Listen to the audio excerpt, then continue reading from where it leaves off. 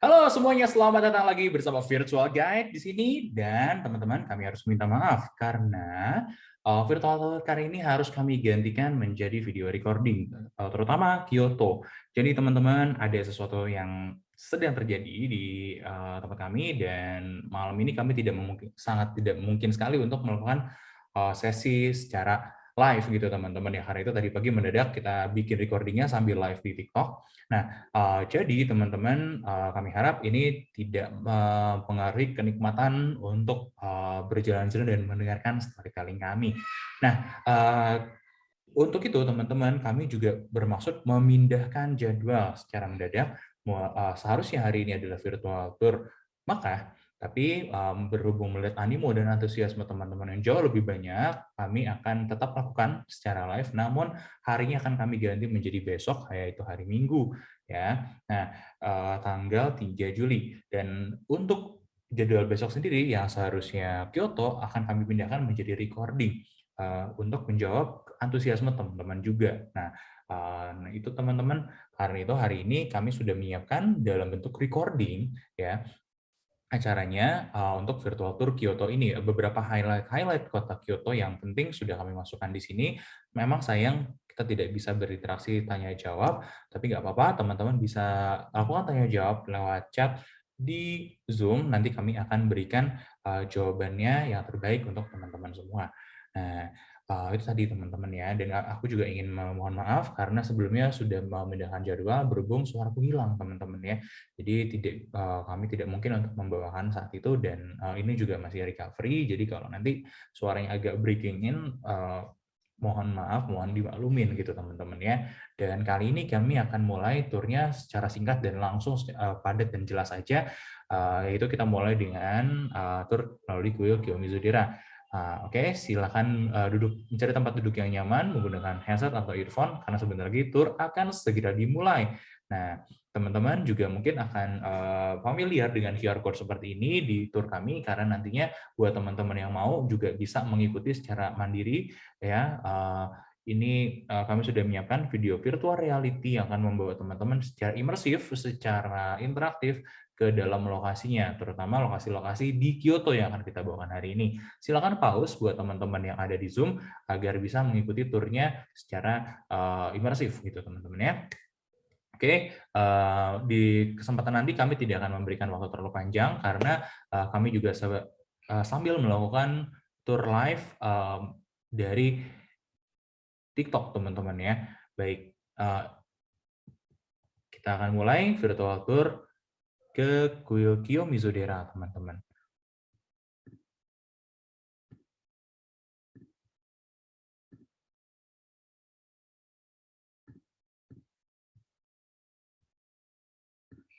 Baik, teman-teman, selamat datang di Kiyomizu-dera. Nah, sebelum mulai, teman-teman ya, aku mau kasih note dulu ya. Teman-teman mungkin sudah lihat ada orang-orang yang berpakaian pakaian tradisional Jepang seperti ini. Karena teman-teman di sini, teman-teman bisa beli atau sewa ya, terutama di toko yang sebelah kanan ini. Kami udah pernah beli dan juga sewa di sini, teman-teman, harganya cukup oke ya, mengingat banyak sekali koleksinya dan nanti ada shop assistant yang bisa membantu teman-teman pakai bajunya gitu, teman-teman ya. Dan teman-teman, ini ada bedanya sedikit ya, nanti kita akan bahas di depan kuilnya ya. Mari kita sama-sama menikmati pemandangan dari Sanenzaka atau shopping street di depan kuil Kiyomizu-dera di ujung jalan nanti. Nah, teman-teman, buat yang senang belanja-belanja, ini tempat yang sempurna banget, yang sempurna sekali. Karena di sini teman-teman akan menemukan banyak sekali barang-barang, mulai dari makanan, pernak-pernik oleh-oleh, sehingga pakaian, segala macam tuh ada teman-teman di sini ya. Jadi one stop shopping lah untuk berbagai macam oleh-oleh itu ada di sini. Nah, teman-teman, mungkin aku izin untuk tidak terlalu lama di sini, aku akan percepat sampai ke depan kuilnya nanti ya. Oh iya, kalau teman-teman mungkin ada yang lihat beberapa tukang es krim di sini, ini cukup oke ya, cukup oke, tapi kami kurang rekomen kalau mau cari yang paling enak di Kyoto nanti akan kita bahas setelah ini di Kinkakuji. Nah, teman-teman, kita sudah selesai melewati Sanenzaka tadi di sini ya di belakang dan sekarang kita akan sampai ke depan kuil Kiyomizu-dera. Di sini teman-teman harus ini aja ya, harus agak hati-hati aja, terutama buat yang ngajak orang tuanya gitu teman-teman, karena jalannya berundak kayak gini ya. Jadi be careful aja, watch your step ya. Dan teman-teman juga bisa ngelihat di sini contoh-contohnya yang pakai pakaian tradisional, yang ini adalah yukata teman-teman ya. Nah, bedanya apa dengan kimono? Bahannya yang lebih tipis teman-teman ya, lapisannya juga lebih tipis, di mana ini adalah musim panas, jadi sangat apa ya namanya, nggak bersahabat sekali kalau kita pakai pakaian yang tebal-tebal seperti kimono, karena itu pakainya yukata. Nah, ini yang cowoknya pakai sendal Geta, ini pakai kaos kaki, yang ceweknya juga sebenarnya pakai kaos kaki ini ya. Ada beda sendal tradisional cowok dan cewek teman-teman ya. Yang cowoknya kita lihat di sini dia pakai dalaman kaos lagi nih teman-teman ya. Memang agak ngetren sih gaya seperti ini di anak muda Jepang ya. Oke, mari kita masuk lagi ke kuil Kiyomizu-dera. Di mana teman-teman kuil ini menjadi tempat yang sangat menarik, yang sangat penting buat orang-orang Jepang, karena satu, letaknya juga ada di atas gunung. Jadi teman-teman bisa ngelihat keseluruhan kota Kyoto. Kyoto tuh kayak, kalau di Indonesia tuh mungkin kayak Bandung ya, yang dikelilingin sama gunung-gunung yang banyak gitu teman-teman. Nah, Kyoto pun seperti itu, dan salah satu puncak tertingginya itu adalah tempat kuil Kiyomizu-dera yang sedang kita datangin ini. Nah, kurang lebih ini pemandangannya ya. Kalau kita naik lagi sedikit, nanti kita bisa menemukan pemandangan yang jauh lebih keren lagi. Kita sambil naik ya.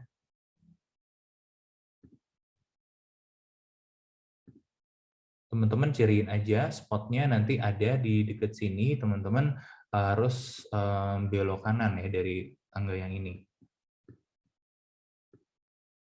Tunggu ya, aku percepat aja. Nah, di sebelah sana teman-teman ya, lurusan jalan kita ini, teman-teman akan bisa melihat keseluruhan kota Kyoto. Nih, ini dia nih. Ya, ini dia teman-teman. Di bawah sana adalah kota Kyoto yang indah, ibu kota Jepang, sebelum pindah ke Tokyo. Nah, di sini teman-teman kita akan melihat sebentar pemandangan kota Kyoto, kemudian kita akan masuk ke dalam bangunan utamanya kuil Kiyomizu-dera. Ada di depan sana teman-teman. Let's check it out.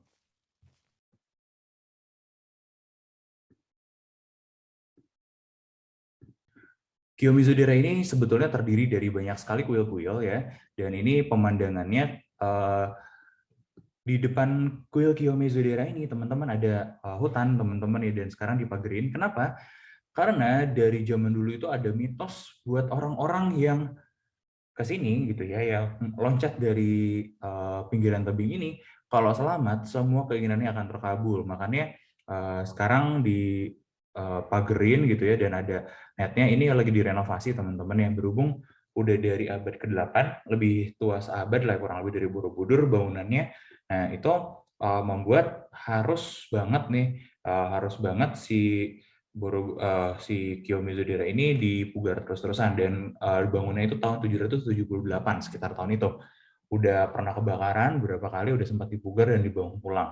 Dan teman-teman yang paling menarik, kuil Kiyomizu-dera ini adalah salah satu tempat paling wangi ya teman-teman, paling wangi di dunia, di mana aku pernah ke beberapa tempat di dunia, dan kayaknya gitu ya, kalau ke tempat ini, di dalam sini ada sebuah feel yang luar biasa gitu kalau ngomongin soal wangi-wangian, apalagi ke bagian dalamnya. Sekarang nggak boleh ya, dulu boleh masuk sampai sana. Nah, karena di sini kan dibakar dupa gitu teman-teman ya. Nah, build up dupanya itu, wangi aroma asap dupanya itu kan nempel di langit-langit, di kayu-kayu sekitarnya. Ini kayunya juga tuh ada kayu jati, ada kayu cendana gitu teman-teman ya. Nah, kayu-kayunya itu bercampur sama wangi dupa ratusan tahun loh teman-teman, bayangin aja itu jadinya wangi teman-teman. Buat teman-teman yang sensitif sama wangi-wangian tuh pasti seneng banget deh ke sini. Itu salah satu highlight-nya teman-teman ya. Nah, ini tadi yang kita lewatin itu panggungnya.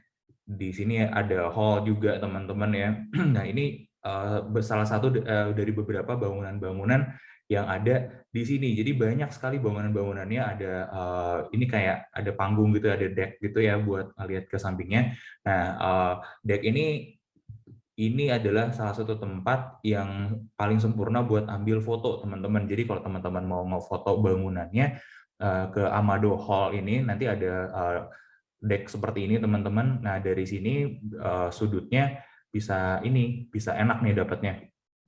Oh, bisa lebih enak dapat foto dari Kiyomizu Deranya. Nah, kayak si Mbak yang ini nih, teman-teman ya. Nah, kurang lebih nanti dapat fotonya tuh kayak gini bangunannya.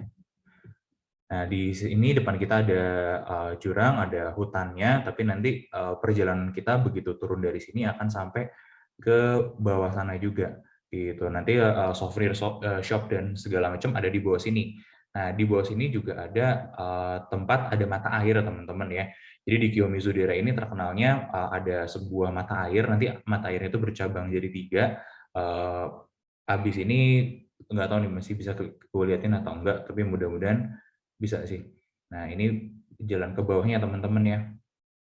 Jalan ke bawahnya Kuil Kiyomizu Daerah ke sini, nanti nyambung, mudah-mudahan ada nih ya. Aku mau liatin kalau ada. Oh, ada. Oke, ini dia nih teman-teman, tempat mata airnya ya. Sorry agak kepotong pas editing videonya, tapi kurang lebih kayak gini mata airnya. Nah, ini mata airnya dari atas gunung sana kebagi jadi 3. Nah, ini 3 mata air ini punya fungsi masing-masing yang berbeda, yaitu fungsi untuk kesuksesan karir, kesuksesan percintaan, dan kesuksesan pendidikan. Nanti orang-orang yang ke sini itu biasanya berdoa, lempar uang ke koin, terus mereka akan ambil 1 dari 3-nya. 1 dari 3 mata air ini dan diminum. Nah, tapi tidak disarankan buat ambil 3-tiganya. Ini buat yang percaya aja, teman-teman ya. Buat teman-teman ya, terutama yang muslim sih, ya nggak usah ikut-ikutan, teman-teman ya, cukup lihat aja nggak apa-apa. Nah, karena buat yang percaya, dengan minum air dari mata air ini akan memberikan bantuan apa ya, memberikan sebuah benefit gitu buat mereka dari 1 dari 3 itu, karir, ya percintaan, atau pendidikan, teman-teman. Jadi anak-anak sekolah ada yang ke sini, orang-orang kerja ada yang ke sini juga, jomblo-jomblo juga ada yang ke sini, atau yang mau nikah gitu ya, ada yang ke sini untuk mencari peruntungan gitu, teman-teman. Nah, hanya diminum salah satu aja. Dan yang keren, teman-teman, di sini ini habis apa namanya, habis dipakai, ini gayungnya itu satu gayung tuh dipakai rame-rame tuh, teman-teman. Nah, lagi pandemi gini kan agak-agak gawat ya, teman-teman ya, tapi hebatnya pemerintah Jepang udah dari dulu nih, sebelum pandemi COVID ini sudah menerapkan ada sterilisasi ya, dalam bentuknya kayak gimana sterilisasinya itu. Jadi nanti si gayungnya ini ada wadah, wadahnya ada sinar UV-nya, jadi nanti ditaruh di situ, di sinar UV-in, jadi begitu orang kedua, ketiga, keempat, dan seterusnya yang pakai udah disterilisasi gitu, teman-teman. Nah, sekarang teman-teman aku mau izin balik dulu ke tempat yang lain, teman-teman ya. Nah, kita akan pindah lagi. Ini gambar mata airnya lebih dekat ya. Nah, gambar mata air yang lebih dekat seperti ini. Jadi sebetulnya ini satu mata air kebagi jadi 3. Nah, ini adalah gayungnya gitu, gayung panjang seperti ini ya. Ini dia tempat sterilisasinya, pakai sinar UV. Aku sih nggak minum, teman-teman ya, karena ya satu, aku tidak memiliki kepercayaan akan hal itu. Yang kedua juga aku nggak dari dulu sebelum COVID, aku nggak mau nih minum dari wadah yang sharing-sharing kayak gini gitu sama orang rame-rame gitu. Karena ya itu aja ya, teman-teman mungkin ngerti ya. Nah, spot selanjutnya, teman-teman, kita harus nyebrang kota Kyoto ke sisi yang lain dulu. Kenapa jalannya loncat-loncat, muter-muter? Karena teman-teman, menurut kita sih lebih asik kalau bangunan yang klasik-klasik dulu deh, baru yang hiburan-hiburan lagi nantinya gitu, teman-teman. Berhubung Kyoto ini adalah kota yang historis, teman-teman ya. Nah, sebelum mulai ini kita tunjukin videonya buat teman-teman yang gabung di Zoom. Nanti kita akan kasih lihat sebuah QR code yang bisa di-scan untuk bisa masuk ke VR experience-nya nanti biar lebih seru. Dan teman-teman yang lagi di TikTok, teman-teman mungkin nggak bisa ikutan, tapi nggak apa-apa, kita akan tetap liatin video interaktifnya gitu ya, teman-teman, yang diambil langsung secara real time dari sana, seperti apa sih kondisi dan pemandangannya di Kinkakuji ini, teman-teman, sambil nanti kita cerita ini bangunan apa sebenarnya. Nah, buat teman-teman jangan lupa bisa support kita, buat yang ikutan dari Zoom bisa support kita dengan transfer PayWis berapapun teman-teman mau untuk mensupport kita. Dan teman-teman yang bergabung di TikTok silahkan cek shop kita teman-teman buat bisa support kita teman-teman, karena semua acara ini tidak bisa terlaksana tanpa ada supportnya dari teman-teman. Jadi thank you teman-teman, dan kita akan lanjut nih ke virtual VR experience-nya buat yang di Zoom teman-teman ya. Silakan di pause nanti, dan teman-teman let's go untuk menuju videonya. Nah, teman-teman, kita sudah ada di Kinkakuji ya, atau sorry ya agak blur. Nah, ini Kinkakuji ini adalah Golden Pavilion atau Pavilion Emas, di mana ini adalah tempat aslinya ya, ini tempat istirahatnya Shogun. Shogun itu setara dengan Perdana Menteri. Jadi zaman dulu teman-teman, Jepang juga sudah mengenal kelas Perdana Menteri, di mana orang ini ya jadi orang di bawahnya kaisar langsung bisa memerintah seluruh Jepang. Dan karakteristik apa namanya pemerintahan itu militeristik teman-teman ya. Jadi yang namanya shogun itu selain jadi perdana menteri, dia juga menjadi seorang apa ya namanya komandan militer tertinggi. Nah, di masanya dulu, di masa samurainya dulu, itu shogun itu adalah orang paling berkuasa di Jepang, karena saat itu aja kaisar udah nggak punya kekuasaan apa-apa gitu teman-teman. Nah, kemudian salah satu shogun ini pun akhirnya retired itu apa yang namanya pensiun ya teman-teman ya, pensiun, dan dia punya villa, punya pavilion gitu, dibikin dari emas. Kemudian si shogun ini waktu pensiunnya dia mutusin buat jadi biksu aja deh. Nah, karena itu dia mutusin untuk jadi biksu, dan akhirnya merubah villanya ini menjadi sebuah kuil Buddha teman-teman. Nah, ini di Golden Pavilion ini ditaruh di tengah-tengah sebuah halaman yang luas banget, dan sekarang dikelola oleh Buddhist Monastery. Jadi ada ini sendiri ya, ada lembaga kuilnya sendiri gitu teman-teman di sini. Tapi wisatawan boleh masuk, boleh lihat-lihat. Dan ini teman-teman, pintu-pintunya ini nggak selalu selamanya dibuka, karena di dalam sini ada patung Buddha dan patung si shogunnya. Sekaligus teman-teman, ini kondisinya lagi nggak dibuka semua ya. Kalau lagi dibuka itu waktu-waktu tertentu aja, jadi bisa masuk, bisa lihat-lihat. Dan buat ke dalam sininya itu harus punya izin khusus teman-teman. Biasanya hanya para apa namanya biksu-biksunya aja yang boleh masuk.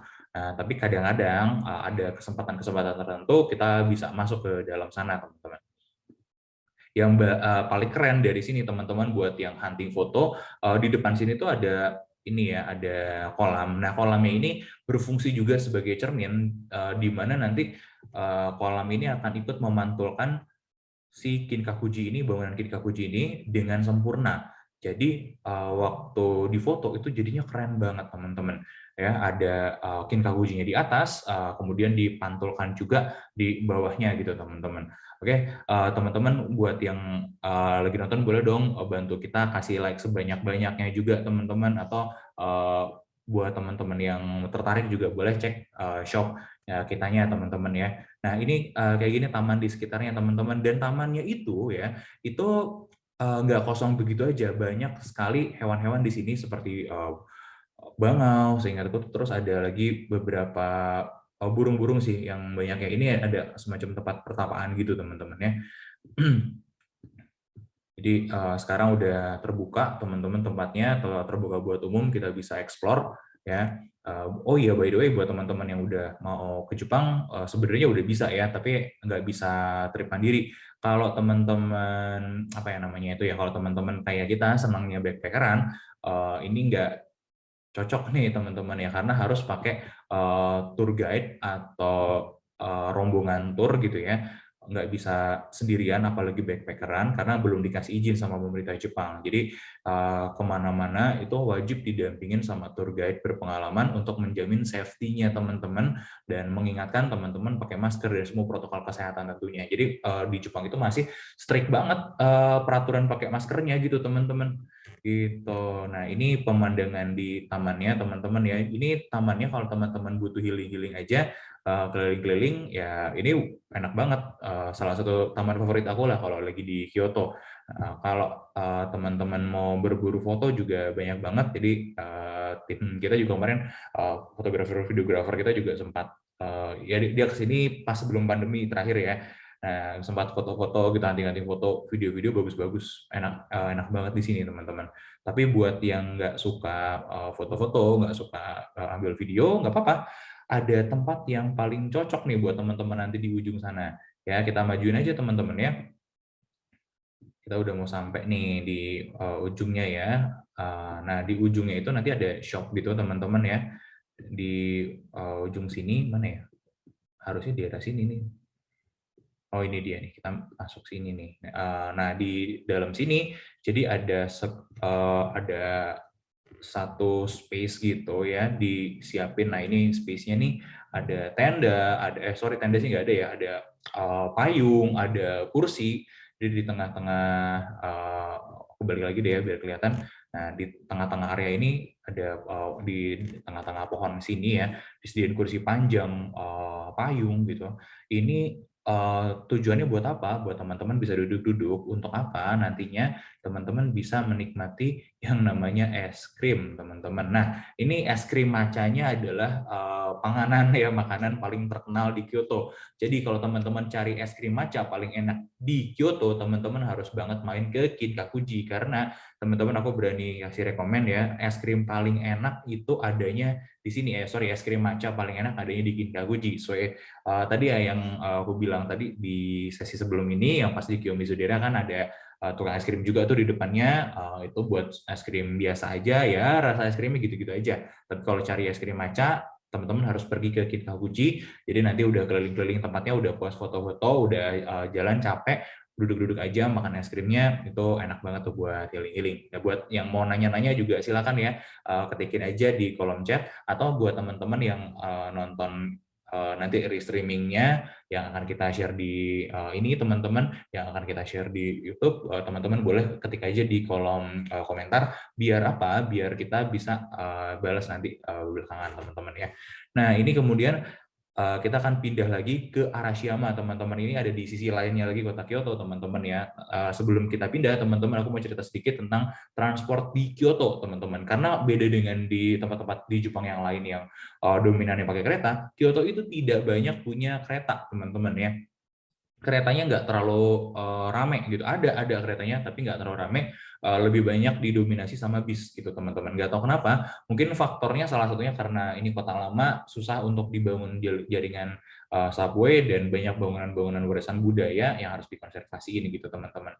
Nah, Arashiyama itu sendiri tempat apa sih? Arashiyama itu adalah hutan bambu yang seperti ini, teman-teman ya. Ini adalah hutan bambu. Nanti teman-teman yang nonton di video streaming atau di Zoom, silakan pause aja dulu sebentar, dicek videonya, teman-teman bisa masuk sana. Buat teman-teman yang nggak lagi ini, kita akan langsung masuk ke videonya Arashiyama, teman-teman. Arashiyama itu ya pemandangannya kurang lebih kayak gini ya. Ini di area sekitarnya. Nih aku ini aja ya teman-teman ya. Jadi di sini teman-teman ada hutan bambu yang cukup panjang, cukup ikonik, cocok juga buat teman-teman bisa apa namanya, ya healing-healing lah ya, main-main ke hutan.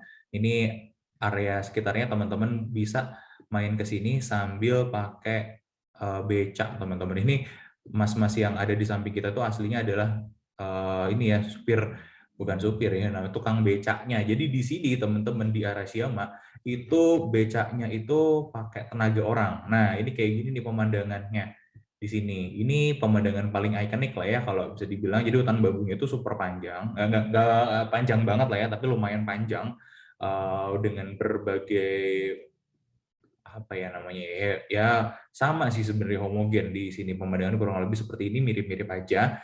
Yang bikin beda itu ada apa nih di balik hutan bambunya. Aku kasih satu rahasia aja dulu ya teman-teman ya. Jadi di balik semua hutan-hutan bambu ini nggak semuanya sama, nggak semuanya sekedar hutan bambu gini doang. Ada kuil teman-teman, dan ada pemakaman. Ini masih jalan ya. Yang pemakaman itu kayaknya masih jauh sih di depan. Kalau nggak salah sih di video ini nggak kelihatan ya yang pemakaman. Jadi di balik hutan bambu ini ada pemakaman, teman-teman. Ya, jadi tempat favorit turis, tempat favorit foto-foto itu di baliknya ada pemakaman yang lumayan besar. Oh nggak, kita nggak ke sana, teman-teman. Nggak kelewat ya, bener, pemakamannya nggak kelewat. di video ini nggak kelewat, jadi bagian yang pemakamannya nggak diambil. Aku penasaran sih dulu, pengen tahu kan ada apa sih di sana. Akhirnya yang mutusin buat ini teman-teman ya, buat kepo gitu teman-teman. Nah, habis dari situ keluar dari area hutan bambu, teman-teman bisa naik becak kayak gini karena di sini juga ada area pedesaan ya di kota sih sebenarnya ya, walaupun disebut desa nggak mirip desa ya, bangunan-bangunan modern. Nah, ini adalah becak manusia nih. Ini Mang Becak yang tadi nemenin kita. Mang Becaknya ini akan narik kita sekaligus dia jadi guide, dan kelebihannya adalah Mang Becaknya itu biasanya tampilannya atau fisiknya cakep-cakep ya teman-teman. Ada yang cewek juga cantik sih. Cuma kalau di Arashiyama agak jarang yang cewek. Yang di Tokyo ya, apa namanya tuh ya, yang di daerah Tokyo tuh ada yang ceweknya agak banyak gitu. Oh ini kita balik lagi nih. Sambil dipasang aja matanya ya, biar kelihatan mana nih yang belakangnya kuburan. Kayaknya bukan di sini sih. Ini dekat kuil yang ada kuburannya. Ini masih warung-warung jajan-jajan cantik nih. Jadi kayaknya nggak di sini nih. Oh itu tadi kuilnya ya. Nah nggak gitu teman-teman. Jadi satu cerita di balik keindahan tempatnya teman-teman ya. Kalau dibilang ini hutan bambu bagus ya bagus. Ada tapi nggak kalah sebenarnya banyak tempat-tempat di Indonesia itu yang potensial buat jadi tempat kayak gini. Sayangnya nggak dikemas demikian rupa sampai jadi menarik. Ini kan sebenarnya hutan bambu biasa aja ya. Yang hutan bambu gini di Indonesia juga ada. Tapi dibikin jalannya, dibikin infrastruktur turisnya enak gitu ya, aksesnya gampang dengan atraksi yang unik seperti becak. Ini becaknya bukan diada-adain ya. Jadi zaman dulu tuh di Jepang becaknya kayak gini, di becak ditarik orang. Nah, ini dipertahanin gitu ya, dijaga kelestariannya, tapi orang-orang ini juga dibayar mahal. Jadi nggak sekedar narik becak doang, mereka dibekalin sama pengetahuan-pengetahuan ala guide profesional aja, teman-teman. Jadi dia ngerti sejarah, dia ngerti tentang hal-hal, pokoknya semua hal terkait inilah kehidupan di sini dia tahu gitu teman-teman. Jadi skillnya nggak cuma sekedar narik beca aja. Coba teman-teman bayangin deh kalau tukang beca di Indonesia, misalnya di Malioboro gitu ya, bisa paham semua tentang Malioboro, keraton dan lain sebagainya, pasti akan punya value yang jauh lebih keren ya, jauh lebih berbeda dibanding tukang beca biasa gitu pada umumnya. Nah ini rumah-rumahnya teman-teman mungkin nggak asing ya dengan lihat bentuk rumah-rumah kayak gini, kayak di Doraemon gitu teman-teman. Cuman kalau di Kyoto itu rumahnya masih banyak lah yang punya halaman. Ini kalau rumahnya segede-gede ini yang kanan kiri kita, artinya itu orang kaya yang punya ya, karena di Jepang itu properti mahal banget. Nah ini keluar dari area sana teman-teman ada sungai ya. Ini sungainya aku agak lupa, sorry ya, namanya agak lupa. Dan ini teman-teman paling bagus sungainya ini kalau kita datangin di musim gugur. Kenapa? Karena kalau di musim gugur nanti teman-teman bakal lihat banyak sekali daun-daun kemerahan gitu jatuh-jatuh ke sungainya gitu teman-teman. Nah kalau teman-teman iseng juga, jadi di depan kita itu kan ada gunung tuh, di puncak gunung itu aku pernah hiking sih naik sana. Di puncaknya itu nanti ada monyet-monyet. Jadi banyaklah yang bisa dilihat sebenarnya di Arashiyama ini. Jangan ini aja teman-teman, maksudnya jangan sebentar aja di sini karena banyaklah yang bisa kita lihat. Jajan-jajan juga banyak karena kan toko-toko seperti yang teman-teman lihat juga banyak nih. Mau jajanan tradisional, baju, sampai pernak-pernik item-item juga banyak teman-teman di daerah Arashiyama Bamboo Forest ini. Nah, selain itu teman-teman kalau ada waktu teman-teman bisa juga main ke sini teman-teman ya. Ini adalah sorry ya, ini adalah Sagano Scenic Train. Jadi kalau teman-teman penasaran, nah ini pemandangannya ya. Jadi di dekat sini itu ada keretanya itu bisa ngeliatin pemandangan-pemandangan indah di sekitaran sini. Jadi memang spesialisasinya teman-teman di Arashiyama itu pemandangan alam. Nah, ada kereta ini kereta zaman dulu, terus diaktifin lagi, rutenya rute lama. Rute-rute yang dilalui ini memang sengaja yang banyak pohon sakuranya, yang banyak pohon-pohon nanti kalau musim gugur jadi kemerahan gitu teman-teman. Makanya teman-teman wajib banget lah kalau ada kesempatan ke sini agak lama naik keretanya dulu. Namanya Sagano Scenic Train atau Sagano Romantic Train ya. Itu namanya teman-teman ya. Kalau sekarang sih nggak ada sakuranya karena udah masuk musim panas. yang kurang rekomen itu pas lagi musim semi atau musim gugur. Jadi benar-benar kelihatan banget bagusnya teman-teman ya. Naiknya juga nggak jauh dari stasiun Arashiyama. Jadi nanti teman-teman naik kereta biasanya turun di stasiun Arashiyama. Nah, keluar stasiun Arashiyama ini bisa langsung ke tempat Sagano Scenic Train. Tapi ini mulainya itu agak siangan. Jadi kalau mau teman-teman datang ke sini pagi-pagi banget misalnya ya, biar bisa dapat foto bagus di Arashiyama itu datangnya harus pagi-pagi sekali di atas sebelum jam 8, sebelum jam 9. Kalau di atas jam segitu pasti udah rame. Nah, jadi teman-teman kalau bisa jam 7 gitu, jam 8 udah di sini foto-foto, udah puas keliling-keliling bagus, nanti teman-teman mau lanjut hiking dulu boleh, mau lanjut makan-makan dulu boleh, habis itu teman-teman bisa cek Sagano Scenic Train ini teman-teman ya. Nah, next kita kemana? Icon kota Kyoto lain adalah ini dia nih teman-teman ya. Nah, ada yang tahu namanya apa? Nanti kita bakal main-main ke sini sebentar ya.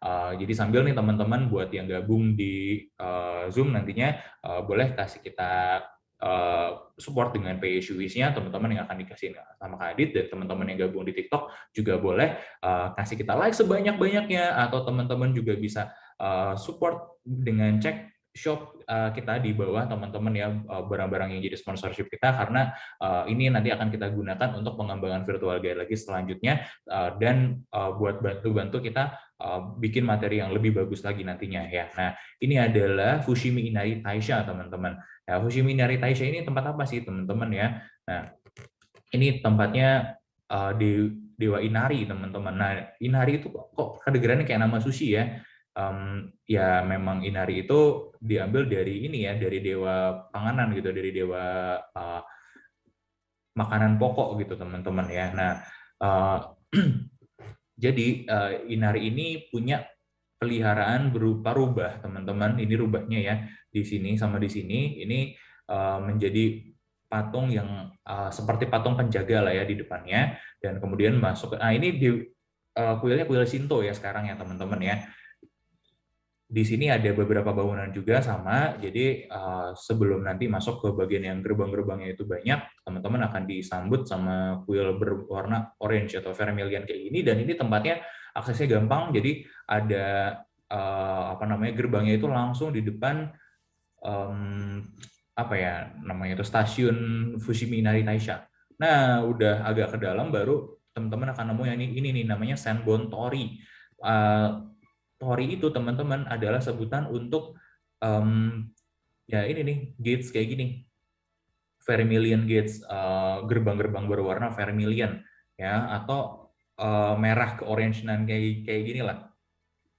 Nah, teman-teman, ini sebenarnya ada maksudnya teman-teman. Tori ini itu sebetulnya adalah bentuk ya tanda kutip ya, sedekahnya orang Jepang, penganut Shinto, buat agamanya, karena kalau mereka percaya dengan nyumbangin tori ke sini teman-teman, itu akan menjadi berkah tersendiri. Itu ya seperti sedekah aja kalau di kepercayaan kita ya teman-teman ya. Nah, di sini teman-teman nanti kalau kita lihat agak maju ke depan, di sini ada di sekelilingnya ada nama-nama ya, ada tulisan-tulisan. Ini tulisannya ada maksudnya teman-teman. Ya, ini ada nama dan ada tanggal. Ini sebelah kanan itu tanggal, ya, sebelah kiri itu nama. Namanya nama siapa? Nama korporasi atau orang perorangan atau artis ya, atau siapapun lah ya, lembaga atau badan yang nyumbangin tori ini. Nah, mereka menyumbangkan ini dengan harapan gitu teman-teman. Sorry ya, harusnya kita masih di sana tadi. Kita masih neliti ini ya. Mereka nyumbangin ini dengan harapan ada sesuatu yang baik lah untuk mereka nantinya. Nah, jangan kaget kalau lagi neliti tori-tori ini, lagi lihat-lihat, itu teman-teman bisa nemu nama-nama yang familiar seperti Honda, Toyota, gitu ya, Mitsubishi, atau nama-nama perusahaan Jepang yang lain. Biasanya kalau perusahaan-perusahaan gede kayak gitu, torinya gede. Nah, kalau yang kecil-kecil ini, perusahaannya lebih kecil atau orang perorangan. Gitu, teman-teman. Itu sedikit tentang Fushimi Inari Taisha ya, teman-teman ya. Kalau teman-teman penasaran ada apa di ujungnya sana, jadi ini tori ini tuh adanya di tengah-tengah hutan. Ini akan berakhir nanti di puncak gunung. Ya, di puncak gunungnya itu ada area lapang sedikit ya, nggak terlalu gede. Itu bisa lihat kota Kyoto. Dan ini pro tip aja ya, jangan kesini terlalu sore karena kalau teman-teman yang agak sensitif, jujur aja tempatnya agak-agak ini bikin merinding.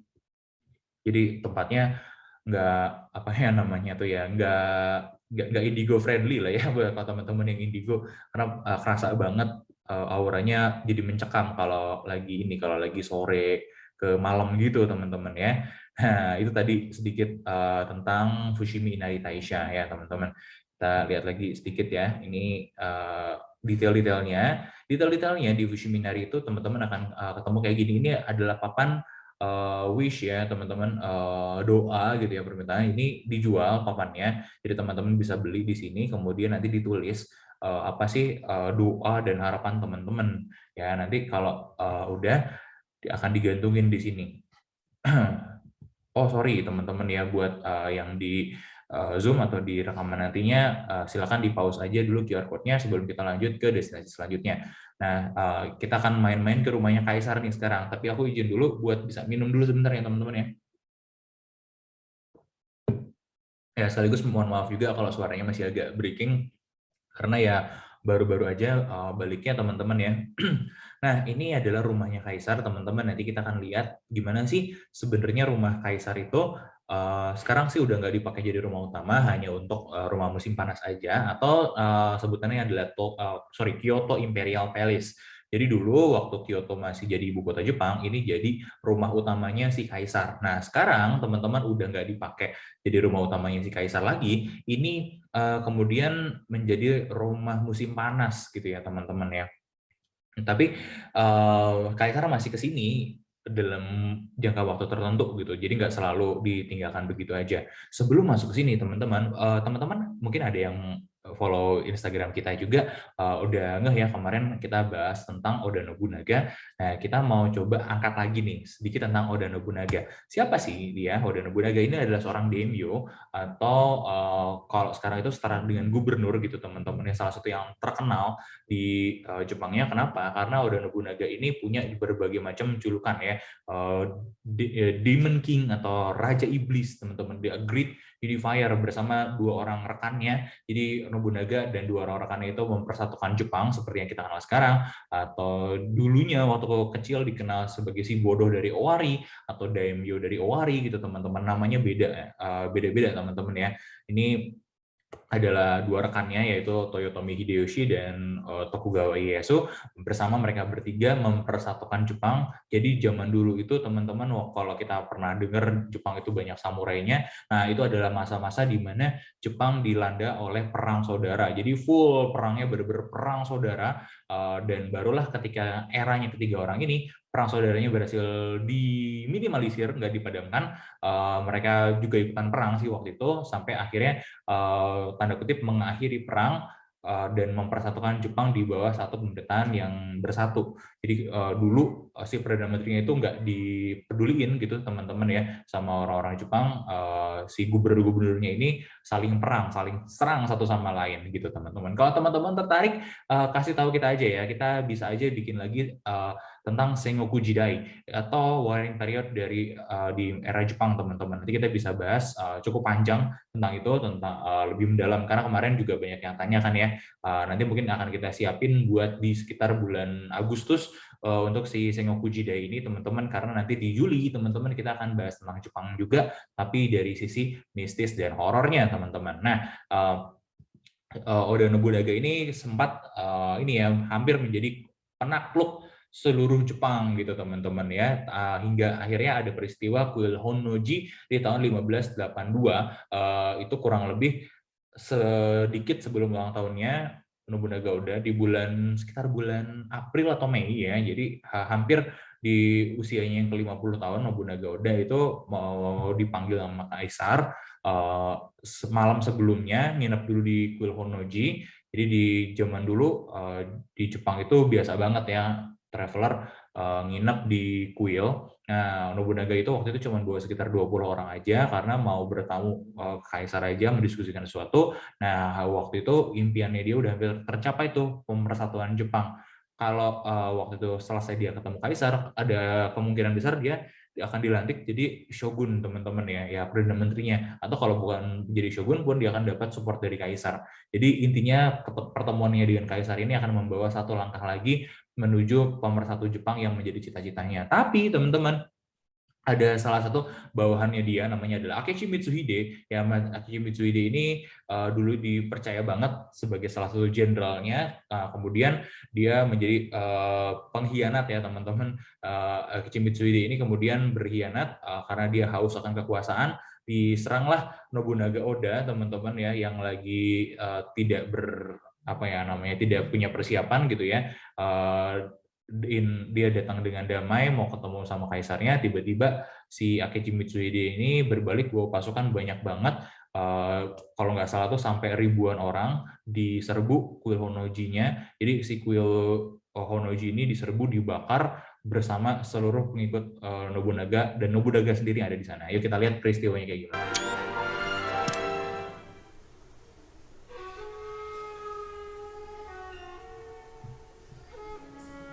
失業の霊気が震えた。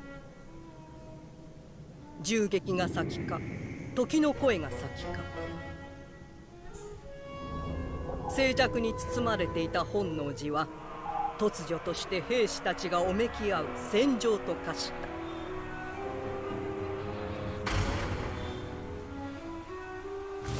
この謀反、何者の企てか。丈介が別心か。いえ、どうやら明智の手の者と見受けられます。明智。弓を持て。女どもを逃がせ。安家は明覚寺に行け。殿はいかがなさるので。是非に及ばず。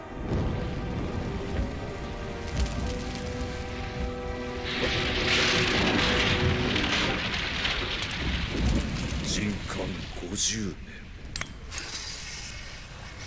年。やはり我が野望には足りぬか。戦国の革命児織田信長、その命は破行とともに本能寺の豪華に消えた。天下不武は夢幻のごとく消え、乱世の炎が今再び燃え上がろうとしていた。Nah, itu ceritanya sedikit ya teman-teman ya, udah Nobunaga teman-teman ya. Nah, kemudian Nobunaga jadi almarhum di kuil tadi teman-teman ya, di kuil Honnoji-nya. Ini bukan, kita lihat dulu yuk kuilnya itu seperti apa. Sekarang teman-teman kuilnya itu udah apa namanya ya, udah rata sama tanah, udah ini ya. Jadi waktu Nobunaga terjebak di sana teman-teman, ya, waktu Nobunaga terjebak di sana, kuilnya itu udah kemudian rata ya dengan tanah, kemudian Nobunaga sendiri mati ya, dibangun kuilnya kemudian dibangun kembali di tempat yang lain ya. Ini adalah penanda kuilnya dulu berdiri di sini, jadi di sini dulu pernah ada pertumpahan darah ya teman-teman ya, pertumpahan darah dengan Nobunaga Oda beserta pengikutnya sebagai korban, gitu ya teman-teman ya. Nah, ini dibikin plakat seperti ini. Nah, kemudian sekarang lokasi kuilnya itu adanya di tempat yang lain teman-teman. Nah, tempatnya di mana? Ini tempatnya lebih dekat lagi dengan dulunya di luar kota Kyoto, sekarang tempatnya itu ada di tengah-tengah pusat perbelanjaan ya, di dekat Kyoto Imperial Palace, dan nggak banyak orang yang tahu kalau ini adalah kuil Honnoji. Jadi ini kuil Honnoji ini jadi tempat peristirahatan terakhir ya, tempat nisannya juga, nisannya Nobunaga Oda gitu teman-teman. Bagian dalam kuil itu seperti ini, tapi dari luar nggak kelihatan teman-teman. Dalamnya luas, tapi dari luar nggak kelihatan. Bahkan orang-orang tuh nggak ngeh gitu kalau ini tuh kuil Honnoji. Kita pernah nyari-nyari tempat ini, nanya ke warga sekitar, warga lokal, Honnoji wa doko desu ka? Oh, nggak tahu gitu. Mereka bilang, oh, kita nggak tahu, kita nggak tahu. Banyak banget orang-orang kayak gitu. Padahal ya ini kalau bisa dibilang jadi tempat bersejarah lah kalau buat orang Jepang teman-teman ya. Makam bersejarahnya orang yang paling berjasa gitu ya buat di Jepang sendiri. Nah, ini di sini pun ada museum kecil gitu teman-teman. Museumnya itu seperti apa? Kita nggak bisa masuk sih, dulu kita sempat masuk sih terus nggak ngabadiin di foto, cuman sayang backupnya di hard disk itu rusak, jadi kita nggak bisa tunjukin ini buat teman-teman. Gitu. Nah, kita langsung straight aja menuju sana ya, karena di depan sini itu ada sebuah batu nisan ya, batu nisan. Nah, ini kita maju lagi. Ini ada altar dulu ya, altar. Kemudian di sini ada nisan-nisan terbesar di sini adalah nisannya Nobunaga Oda, teman-teman di sini. Ini pahlawan perang, bisa dibilang ya pahlawan perang terbesarnya Jepang, teman-teman ya, yang paling banyak lah, yang paling banyak memberikan sumbangsih bagi Jepang itu. Tubuhnya nggak ada, teman-teman ya, jenazahnya nggak ada, tidak pernah ditemukan sama sekali. Kemudian dibikinkanlah sebuah nisan untuk mengenang, dan nisan ini ditaruh di kuil Honnoji. Kuil Honnoji-nya sendiri hampir-hampir terlupakan, teman-teman. Miris ya. Ini batu nisannya kosong, teman-teman. Kalau pengen tahu ceritanya, teman-teman bisa cek. Ada artikel yang kita bikin tentang batu nisan kosong di kota Kyoto, teman-teman ya. Atau batu nisan kosong si Raja Iblis, tempat tersembunyi di Kyoto, teman-teman. Bisa cek ya di Instagram kita. Oke, itu tadi tentang Honnoji, teman-teman ya. Nah, yang bagian paling miris ini tempatnya memang sangat dekat sekali dengan Kyoto Imperial Palace gitu, teman-teman ya. Nah, kita coba lihat dulu ya, teman-teman ya. Kita coba lihat dulu Kyoto Imperial Palace-nya, sekaligus ini juga mungkin menjadi salah satu destinasi terakhir ya, hampir destinasi final nih, teman-teman. Buat yang ikut dari Zoom atau rekamannya, boleh nanti di scan QR code-nya, di pause aja biar bisa masuk ngelihat-lihat gimana sih lokasinya secara menarik ya, teman-teman, interaktif. Nah, sambil kita liatin juga nih seperti apa di dalam Kyoto Imperial Palace. Nah, di dalam Kyoto Imperial Palace, teman-teman, dalamannya itu kayak gini, kosong ya, seperti halnya ini ya, Jepang yang menganut minimalism, memang minimalis sekali, teman-teman. Ini istana kaisarnya sangat minimalis sekali, tapi tamannya itu bagus banget. Ini kita nggak bisa masuk ke semua areanya, ada beberapa area aja yang di ini, beberapa area itu kebuka, bisa dilihat dengan jadwal-jadwal tertentu, jadi biasanya kita harus ambil jadwal turnya. Nah, nanti akan di ini, teman-teman, akan dipandu gitu ya, ditemenin sama pemandu bersertifikasi gitu ya, teman-teman ya. Nah, kemudian ini ada tamannya. Tamannya itu lucu sih. Tamannya minimalis tapi bagus, asri banget kelihatannya. Nanti kalau teman-teman pas lagi ke sini lihat ada orang yang apa ya namanya tuh ya, yang lagi bersih-bersihin, itu dia biasanya naik kapal terus didayung pakai bambu panjang banget itu, teman-teman ya, biar kapalnya bisa gerak. Lucu deh. Nah, ini bagian dalamnya, ini yang katanya zen banget ya. Ya nggak tahu aja namanya zen itu adalah aliran Buddhis ya, teman-teman ya.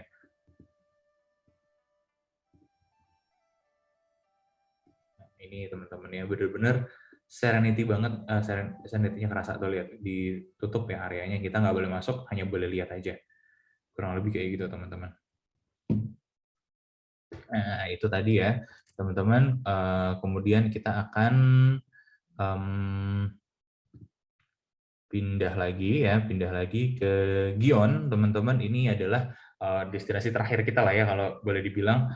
Nah, destinasi terakhir kita akan lihat juga Maiko dan Geisha ya, teman-teman. Nanti bisa di scan dulu nih QR code-nya buat bisa lihat-lihat Gion itu seperti apa.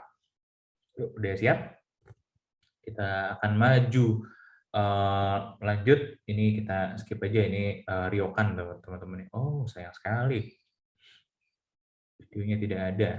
Oke, maaf ya. Baiklah, teman-teman, mungkin hanya buat yang nonton di Zoom apa di YouTube aja nantinya, buat bisa cek ini. Nanti silakan teman-teman di scan aja QR code-nya biar bisa masuk menuju ke videonya. Nah, kita lihatnya di sini aja ya. Ini salah satu kegiatannya Geisha itu seperti apa sih? Biasanya ada di rumah-rumah, kedai-kedai minum teh. Mereka akan menemani orang-orang pengunjung-pengunjungnya minum teh dengan pertunjukan seni. Jadi Geisha itu adalah pekerja seni ya, teman-teman ya. Pekerja seni seperti apa? Kayak gini nih.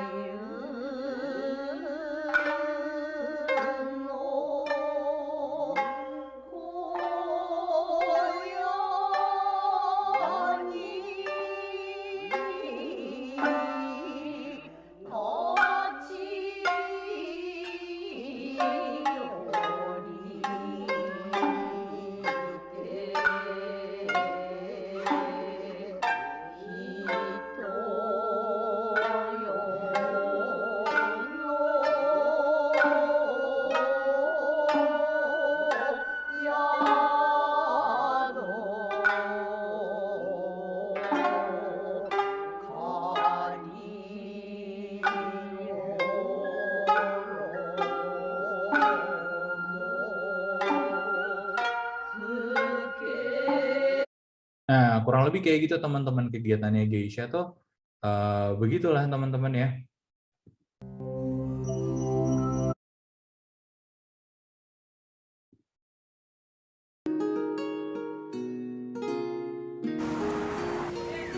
Kita akan lihat-lihat sedikit nih kehidupan di Gion seperti apa. Nah.